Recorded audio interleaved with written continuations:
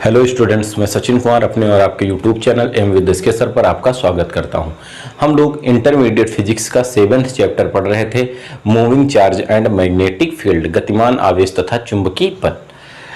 ठीक है, इसके अंतर्गत पिछले वीडियो में हम लोगों ने पढ़ा था बायो सेवर्ट के नियम के अनुप्रयोग। उसके हमने पिछले वीडियो में 2 अनुप्रयोग पढ़े थे, प्रणालिका के भीतर उत्पन्न चुंबकीय क्षेत्र की तीव्रता तथा सिरा विहीन प्रणालिका के कारण अर्थात टोराइड के कारण उत्पन्न चुंबकीय क्षेत्र की तीव्रता। अगर आपने वो वीडियो ना देखे हो तो उन वीडियो की जो लिंक है हमारे डिस्क्रिप्शन बॉक्स में दी गई है, आप वहां से उस वीडियो को देख सकते हैं। तो आज हम लोग पढ़ेंगे धारावाही चालक पर बल ज्ञात करने के नियम तथा क्या होता है धारावाही चालक पर लगने वाला बल, इसके बारे में पढ़ेंगे। तो चलो हम शुरुआत करते हैं। सबसे पहले पढ़ते हैं धारावाही चालक पर लगने वाला बल। तो जैसा कि हम जानते हैं कि जब किसी धारावाही चालक को, जिसमें धारावाही चालक का मतलब जिसमें धारा बहती हो, उस चालक को अगर हम चुंबकीय क्षेत्र में रखते हैं तो चुंबकीय क्षेत्र में रखने पर उस धारावाही चालक पर बल कार्य करता है। और इस बल की जो दिशा होती है वो हम मुख्यतः 2 नियमों की सहायता से निकालते हैं। कितने नियमों की सहायता से? 2 नियमों की सहायता से। पहला नियम होता है हमारा दाएं हाथ की हथेली का नियम नंबर 2।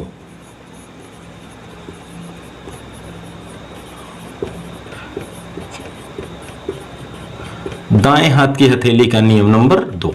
देखो, दाएं हाथ की हथेली का नियम नंबर 1 जो होता है वो उसका प्रयोग हम चुंबकीय क्षेत्र की दिशा ज्ञात करने के लिए करते हैं, और जो दाएं हाथ की हथेली का नियम नंबर 2 होता है उसका प्रयोग हम चुंबकीय बल ज्ञात करने के लिए करते हैं। ठीक, बस फर्क दोनों में इतना होता है। क्या फर्क होता है वो हम जानेंगे। जैसे इसमें बताया गया कि अपना जो दायां हाथ है, दाएं हाथ का अंगूठा और उंगलियां इस प्रकार फैलाएं कि अंगूठा उंगलियों से परस्पर लंबवत हो, अर्थात इस तरीके से। ये हमारा दाहिना हाथ है, ये दाहिने हाथ का अंगूठा है और ये इसकी उंगलियां हैं। हमने इस प्रकार फैलाई है कि जो अंगूठा है वो अंगुलियों के साथ किस दिशा में है? लंबवत दिशा में है। तो इस नियम में क्या बताया गया? ऐसे बताया गया, ऐसे बनाते हैं। ठीक है, तो इसमें इन्होंने कहा कि अगर अंगूठा जो हो, किधर हो? अंगूठा वो धारा की दिशा में हो, अंगूठा चालक तार में बहने वाली धारा की दिशा में हो, अंगुलियां जो हो चुंबकीय क्षेत्र की दिशा में हो, तो जो लगने हथेली होगी तो चुंबकीय बल की जो दिशा होगी वो हथेली से धक्का देने के लंबवत होगी। हथेली अगर ऊपर की तरफ होगी तो लगने वाला बल क्या हो जाएगा? कागज के तल के लंबवत ऊपर। अगर हथेली नीचे हो जाएगी तो लगने वाला जो बल हो जाएगा वो कागज के तल के लंबवत नीचे की ओर हो जाएगा। ठीक है, तो नियम क्या था कि यदि हम अपने दाएं हाथ को इस प्रकार फैलाएं कि जो अंगूठा हो वो अंगुलियों के साथ परस्पर लंबवत दिशा में हो, तो यदि अंगूठा चालक तार में बहने वाली धारा की दिशा में, अंगुलियां उस बिंदु की ओर जिधर हमें अंगुलियां चुंबकीय क्षेत्र की दिशा में हो, तो जो हथेली होती है वो उस पर लगने वाले बल की दिशा के लंबवत होती है, या हथेली से धक्का, जो बल की दिशा होती है वो हथेली से धक्का देने की स्थिति के लंबवत होती है। ठीक है, तो दाएं हाथ की हथेली का नियम क्या है? नियम नंबर 2 कि यदि हमने दाएं हाथ को इस प्रकार फैलाएं कि अंगूठा उंगलियों के साथ परस्पर लंबवत दिशा में हो, तो यदि अंगूठा चालक तार में बहने वाली धारा की दिशा में, अंगुलियां चुंबकीय क्षेत्र की दिशा में हो, तो जो चुंबकीय बल की दिशा होती है वो हथेली से धक्का देने की स्थिति के लंबवत होती है। ठीक, अब जैसे यहां पर हम प्रयोग कर रहे हैं, जैसे ये हमारी चालक तार में बहने वाली धारा हो गई आई, यहां पर ये चुंबकीय क्षेत्र है। ठीक, ये चुंबकीय क्षेत्र हम मान लेते हैं किधर है? लंबवत नीचे की ओर, या चुंबकीय क्षेत्र चलो लंबवत नीचे की ओर है। ध्यान देना, लंबवत नीचे की ओर होने का मतलब है ऐसे है, इस डायरेक्शन में। और ये चलो हम मान लेते हैं ये आपका चालक तार है, इसमें धारा किधर बह रही? ऊपर। और जो चुंबकीय क्षेत्र की दिशा है वो जो है किधर है? चलो हम मान लेते हैं इस दिशा में चुंबकीय क्षेत्र की दिशा है। तो देखिए भाई, अंगूठा हो गया किधर? धारा की दिशा में, उंगलियां किधर हो गई? चुंबकीय क्षेत्र की दिशा में। अब हथेली हमारी किधर है? अंदर की तरफ है। किधर है? अंदर की तरफ। तो यहां पर जो बल लगेगा हम कह सकते हैं इस पर लगने वाला बल किधर हो जाएगा? अंदर की ओर हो जाएगा। ठीक, तो ये हमारा हुआ दाएं हाथ की हथेली का नियम नंबर 2। और दूसरा नियम हम पढ़ते हैं फ्लेमिंग के बाएं हाथ का नियम। फ्लेमिंग के बाएं हाथ का नियम। ठीक, ये दोनों नियम अगर आप लगा लेते हो तो आप किसी भी चालक में लगने वाले बल की दिशा को ज्ञात कर सकते हो। तो फ्लेमिंग के बाएं हाथ का नियम क्या था? इसमें बताया गया कि हम अपना बाएं हाथ का अंगूठा तथा उसके पास वाली दोनों उंगलियों को इस प्रकार फैलाएं कि ये कैसे हो, परस्पर लंबवत। अर्थात देखिए इस तरीके से बनाएं। ये अंगूठा ये दोनों उंगलियों के साथ 90 डिग्री का कोण बनाता है, ये उंगलियां भी जो हैं सबके साथ 90-90 डिग्री का कोण बनाती हैं। तो इसको हम नामांकन करते हैं। इसको कहते हैं, बड़ी वाली को उंगली को आई, बीच वाली उंगली को इसको बी, और अंगूठे को क्या कहते हैं? एफ। या ऐसे कह सकते हैं आई बी एफ, आई बी एफ, आई बी एफ। ठीक, याद हो गया होगा आपको। तो बताया गया कि यदि हम अपने बाएं हाथ के अंगूठा तथा उसके पास वाली उंगलियों को इस प्रकार फैलाएं कि ये परस्पर किन दिशाओं में हो? लंबवत दिशा में हो। तो यदि अंगूठे के पास वाली उंगली किधर हो? धारा की दिशा में। अंगूठे के पास वाली उंगली किधर हो? धारा की दिशा में। दूसरी उंगली किधर हो? जो है चुंबकीय क्षेत्र, नहीं गड़बड़ हो गया भाई, अंगूठे के पास, ये आई थी, ये बी थी, एफ थी, तो अंगूठे के पास वाली उंगली किधर हो? चुंबकीय क्षेत्र की दिशा में हो। ठीक है, दूसरी उंगली किधर हो? धारा की दिशा में हो, ये वाली धारा की दिशा में हो। तो जो अंगूठा होता है वो चालक पर लगने वाले बल की दिशा को दर्शाता है। बात समझ में आई? बताया गया भाई कि यदि अंगूठे के पास वाली उंगली चुंबकीय क्षेत्र की दिशा में, दूसरी उंगली धारा की दिशा में हो, तो जो अंगूठा होता है वो चालक पर लगने वाले बल की दिशा को दर्शाता है। ठीक, अब देखिए एक बात और ध्यान देते हैं। तो अगर चालक तार में धारा बह रही है तो हम इस तरीके से फ्लेमिंग के बाएं हाथ का नियम लगा सकते हैं।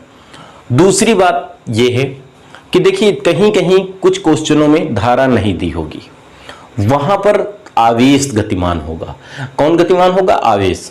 तो आप जानते हो जो धारा होती है वो धारा किधर प्रवाहित होती? धनावेश की दिशा में। जो धारा होती है वो धनावेश की दिशा में प्रवाहित होती है। अर्थात धन आवेश, जैसे चालक तार में ए से बी की तरफ गति कर रहे हैं तो धारा का प्रवाह भी किधर होगा? ए से बी की तरफ होगा। और जो होती है धारा का प्रवाह, जो ऋणावेश होता है, ऋणावेश के किधर होता है? विपरीत दिशा में। ऋण आवेशों के विपरीत दिशा में धारा का प्रवाह होता है। ठीक, जो विद्युत धारा का प्रवाह होता है वो किधर होता है? ऋण आवेश के विपरीत दिशा में होता है।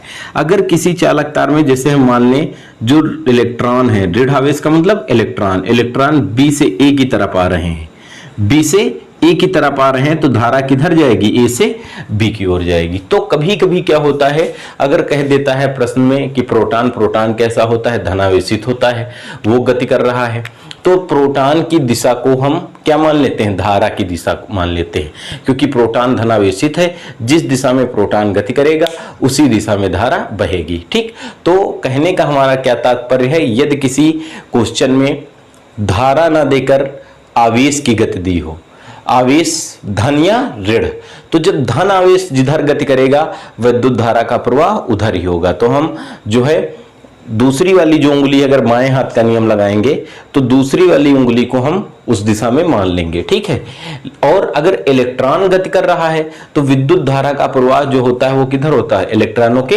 विपरीत दिशा में होता है। तो इलेक्ट्रॉनों के विपरीत दिशा में होता है, इसलिए हम ये जो फ्लेमिंग के बाएं हाथ के नियम के अनुसार जो दूसरी उंगली होगी उसको फिर हम किधर करेंगे? इलेक्ट्रॉन की गति के विपरीत दिशा में करेंगे।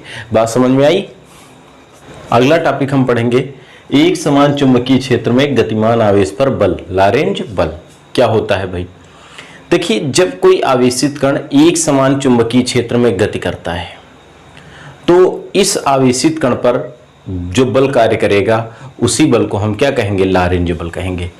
लेकिन यहां पर हम अगर बात करें तो लारेंज बल जो होता है, हम लोगों ने पढ़ा था फर्स्ट चैप्टर में कि जो आवेश होता है अगर वो गतिमान होता है तो विद्युत धारा के लिए उत्तरदायी होता है। ठीक, तो जब आवेश गति करता है तो विद्युत धारा बहती है। ठीक, और जब आवेश होता है वो हमारा विद्युत क्षेत्र भी उत्पन्न करता है।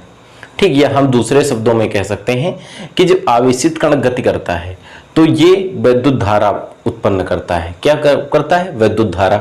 और हम जानते हैं जब किसी चालक तार में विद्युत धारा बहती है तो उसके निकट क्या उत्पन्न होता है? चुंबकीय क्षेत्र उत्पन्न होता है। तो एक चुंबकीय क्षेत्र हो गया इस विद्युत धारा के कारण, और एक चुंबकीय क्षेत्र पहले से था। तो इन दोनों चुंबकीय क्षेत्रों के मध्य कुछ अन्योन्य क्रियाएं होती हैं, और इन्हीं क्रियाओं के फलस्वरूप हमारा कौन सा बल लगता है? विद्युत बल लगता है। अर्थात हम कह सकते हैं जो विद्युत बल होता है वो चुंबकीय क्षेत्र तथा विद्युत क्षेत्र की आपेक्षिक क्रियाओं का परिणाम है। ठीक है, तो लॉरेंज बल की अगर हम परिभाषा सिंपली से देना चाहें तो हम कह सकते हैं कि जब कोई आवेशित कण एक समान चुंबकीय क्षेत्र में गति करता है तो इस आवेशित कण पर एक हमारा बल कार्य करता है, और इसी बल को हम कौन सा बल कहते हैं? लॉरेंज बल कहते हैं। और जो लॉरेंज बल की दिशा होती है, ठीक, लॉरेंज बल की जो दिशा होती है वो कण के वेग और चुंबकीय क्षेत्र दोनों की दिशा के लंबवत होती है। कण के वेग और चुंबकीय क्षेत्र दोनों की दिशा के लंबवत होती है। अर्थात ये जो प्रक्रिया होती है हमारी 3 डायमेंशनल होती है। 3 डायमेंशनल का मतलब समझ रहे हो? त्रिविमीय। जैसे इस तरीके से हम त्रिविमीय वस्तु बनाते हैं। देखिए, देखो इस प्रकार से हम त्रिविमीय वस्तु बनाते हैं। ये जो अक्ष होते हैं वो त्रिविमीय होते हैं। देखिए ये इसके साथ लंबवत है, चाहे इधर पलट दीजिए, तीनों एक दूसरे के साथ परस्पर लंबवत है। ठीक, तो ये बात हुई कि जैसे ये चुंबकीय क्षेत्र की दिशा हो गई, ये कण के वेग की दिशा हो गई, तो ये क्या हो जाएगी? उस पर लगने वाले बल की दिशा हो जाएगी। तो जो लॉरेंज बल की दिशा होती है ये कण के वेग और चुंबकीय क्षेत्र दोनों की दिशा के लंबवत होती है। अर्थात कहने का तात्पर्य हम क्या मान लें कि एक हमारा क्यू आवेश था, क्यू आवेश एक समान चुंबकीय क्षेत्र बी में था। यह हम कह सकते हैं जो हमारा क्यू आवेश था एक समान चुंबकीय क्षेत्र बी में क्षेत्र की लंबवत दिशा में v वेग से गति कर रहा था। क्षेत्र की लंबवत दिशा में कितने वेग से? v वेग से गति कर रहा था। तो इस पर जो लगने वाला लॉरेंज बल होगा वो F बराबर हो Q V B sine theta के स्थान पर हम कितना रखेंगे? 90, क्योंकि लंबवत है। तो उस आवेशित कण पर जो लगने वाला लॉरेंज बल होगा वो F बराबर कितना हो जाएगा? Q V B. ठीक है, तो आपकी बात समझ में आई? या आप इसकी परिभाषा अगर आपसे लॉरेंज बल की पूछी जाए तो आप 2 शब्दों में दे सकते हो, एक लाइन में दे सकते हो परिभाषा, कि जब कोई आवेशित कण एक समान चुंबकीय क्षेत्र में गति करता है तो इस आवेशित कण पर एक बल कार्य करता है, और इसी बल को हम कौन सा बल कहते हैं? लॉरेंज बल कहते हैं। ठीक, और इस लॉरेंज बल की जो दिशा होती है वो कण के वेग तथा चुंबकीय क्षेत्र दोनों की दिशा के लंबवत होती है। और लॉरेंज बल की जो दिशा होती है वो हम फ्लेमिंग के बाएं हाथ के नियम या दाएं हाथ की हथेली के नियम नंबर 2 से ज्ञात करते हैं। हमने माना कि एक हमारा क्यू आवेश था, कितना आवेश था? क्यू आवेश था, वो एक समान चुंबकीय क्षेत्र बी में क्षेत्र की लंबवत दिशा में v वेग से क्या कर रहा था? गति कर रहा था। तो इस पर जो लगने वाला लॉरेंज बल हो जाएगा वो F बराबर कितना होता है? होगा Q V B sine theta. ठीक, साइन 90 हो जाएगा, जहां क्यू होगा आवेश, v वेग, b चुंबकीय क्षेत्र की तीव्रता। तो उस पर लगने वाला जो लॉरेंज बल होता है वो F बराबर क्यू वी बी होता है। अभी हमने आपको आगे बताया था कि जैसे कोई आवेशित कण है, अगर ये आवेशित कण हमारा कैसा कण है? धनावेश है। कौन सा कण है? धनावेश। तो जो विद्युत धारा होती है वो धनावेश की दिशा में बहती है। तो जब हम फ्लेमिंग के बाएं हाथ का नियम लगाते हैं तो धन आवेश की दिशा को हम विद्युत धारा की दिशा मान लेते हैं। ठीक, लेकिन जब जो विद्युत धारा बहती है वो ऋण आवेशों के विपरीत बहती है। तो जब हम इसमें फ्लेमिंग के बाएं हाथ का नियम लगाते हैं तो इस कंडीशन में जो है हम धारा की दिशा को इलेक्ट्रॉनों के गति के विपरीत मान लेते हैं या ऋणावेशों के गति के विपरीत मान लेते हैं। ठीक, तो जब हम बाएं हाथ का फ्लेमिंग के बाएं हाथ का नियम लगाएंगे तो धारा की दिशा हम किधर मानते हैं? धनावेश की दिशा में, और या अगर ऋणावेश होगा तो ऋणावेशों के गति के विपरीत दिशा में मानते हैं। ठीक, अब जैसे हम मान लें कि एक हमारा कण है, एक हमारा क्यू जो आवेश है, कितना आवेश? क्यू आवेश एक समान चुंबकीय क्षेत्र बी में क्षेत्र की दिशा से थीटा डिग्री कोण पर, क्षेत्र की दिशा से थीटा डिग्री कोण पर v वेग से गति कर रहा है। ठीक, कितने वेग से गति कर रहा है? v वेग से गति कर रहा है। तो इस पर जो लगने वाला लारेंज बल होगा वो कितना हो जाएगा? F बराबर QVB साइन थीटा हो जाएगा। F बराबर कितना होगा? QVB साइन थीटा, जहां Q कण का आवेश, V क्या हो जाएगा भाई? कण का वेग, B चुंबकीय क्षेत्र की तीव्रता, थीटा कण तथा चुंबकीय क्षेत्र के बीच बने कोण की ज्या। इसको हम देखो इस रूप में भी लिख सकते हैं, लगने वाला बल। बल कैसी राशि है? सदिश राशि। वेक्टर F बराबर क्यों आवेश हमारी अदिश राशि है, और V और B को अगर हम वेक्टर रूप में लिखना चाहें, भाई V हमारी कैसे क्या है? वेग। वेग कैसी राशि है? सदिश राशि। तो V और B हमारा चुंबकीय क्षेत्र भी सदिश राशि है, क्रॉस B भी लिख सकते हैं। ठीक, तो इसको अगर हम वेक्टर फॉर्म में लिखना चाहें तो लिख सकते हैं सदिश F बराबर Q इंटू सदिश V क्रॉस सदिश B। ठीक, और फार्मूला F बराबर QVB साइन थीटा किसका हो जाएगा? लारेंज बल का हो जाएगा। अब हम लारेंज बल की सहायता से निकालेंगे कि जब कोई आवेशित कण एक समान चुंबकीय क्षेत्र में क्षेत्र की दिशा में गति करता है तो उसका पथ कैसा होता है, क्षेत्र के लंबवत दिशा में गति करता है तो उसका पथ कैसा होता है, और इन दोनों दिशा और लंबवत को छोड़कर अगर वो आवेशित कण चुंबकीय क्षेत्र में गति करता है तो उसका पथ कैसा होता है। अभी हम लोगों ने पढ़ा कि जब कोई आवेशित कण एक समान चुंबकीय क्षेत्र में गति करता है तो उस पर एक लारेंज बल कार्य करता है। ठीक, अब हम पढ़ेंगे कि एक समान चुंबकीय क्षेत्र में आवेशित कण की गति, कि अगर कोई आवेशित कण एक समान चुंबकीय क्षेत्र में गति करता है तो उसकी गति की दिशा कैसी होती है, ये हमको ज्ञात करना है। ठीक, तो पहली बात कही जा रही है, जब आवेशित कण चुंबकीय क्षेत्र के समांतर प्रवेश करता है। जब आवेशित कण चुंबकीय क्षेत्र के समांतर प्रवेश करता है, इसका मतलब है जो कण का वेग है उसकी दिशा चुंबकीय क्षेत्र की दिशा में है।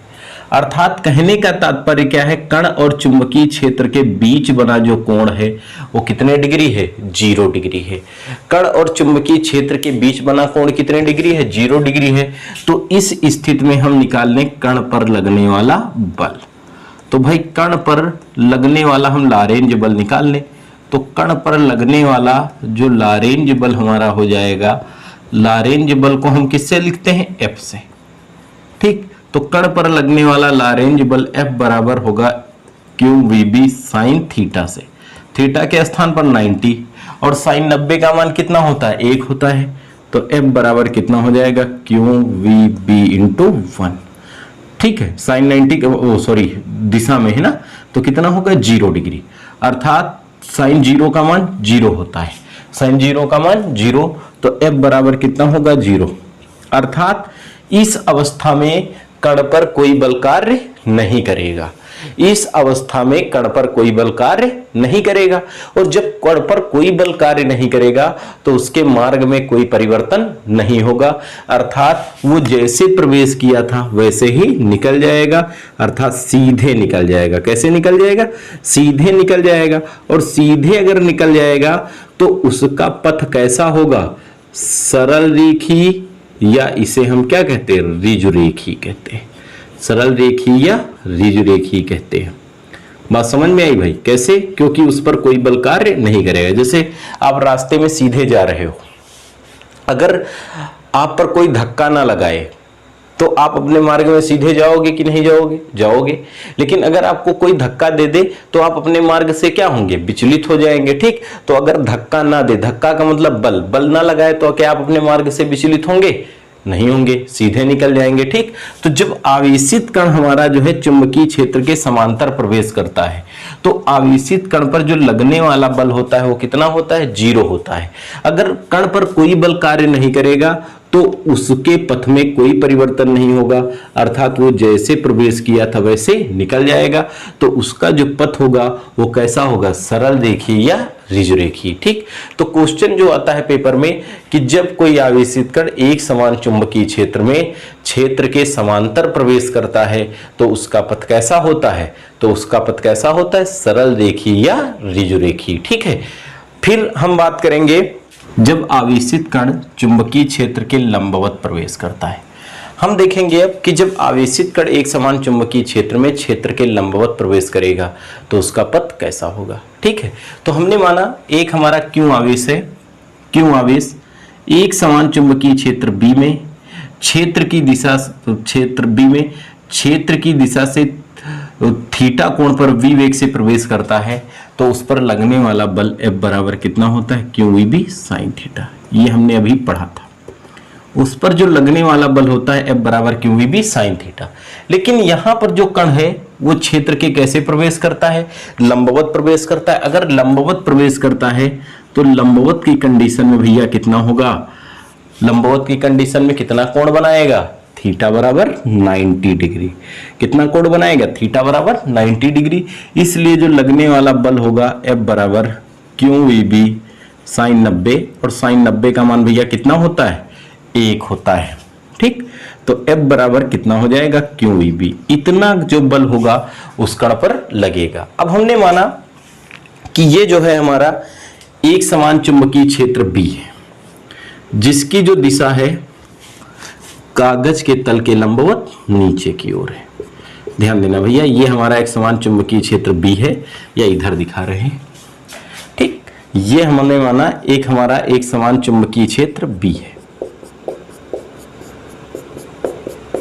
जिसकी जो दिशा है वो कागज के तल के लंबवत नीचे की ओर है। एक हमारा कण आया इस चुंबकीय क्षेत्र B में, ठीक, दिशा लंबवत है, ये मान लिया बिंदु O पर, इस वेग से दाहिनी ओर जा रहा है, प्रवेश किया यहां पर चुंबकीय क्षेत्र के लंबवत बिंदु O पर प्रवेश किया, V वेग से प्रवेश किया भाई।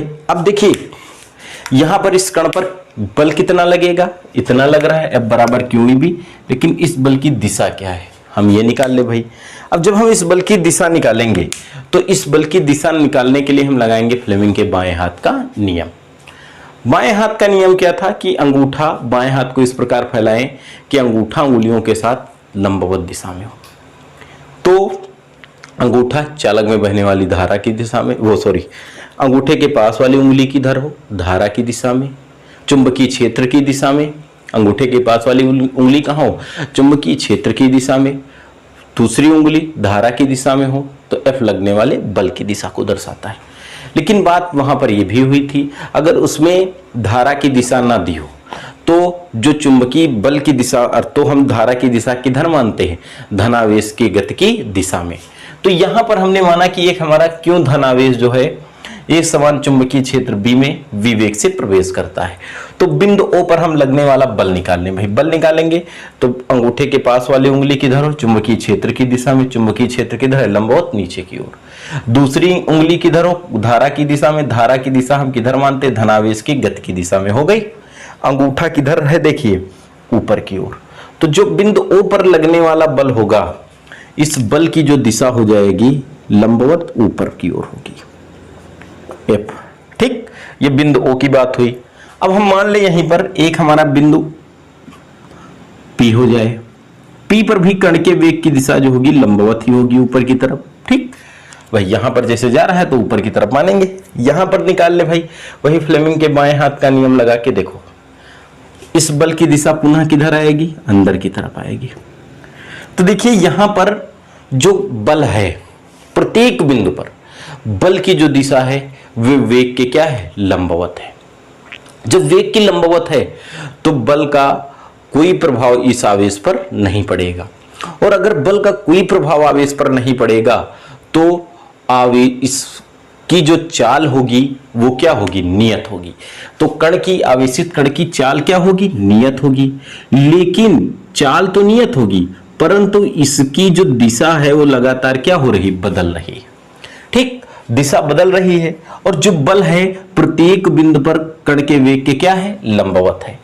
तो जब किसी वस्तु की चाल जो नियत हो, वेग नियत हो, ठीक, वेग का परिमाण क्या हो, नियत हो, परंतु उसकी दिशा लगातार क्या होती है, परिवर्तित होती है।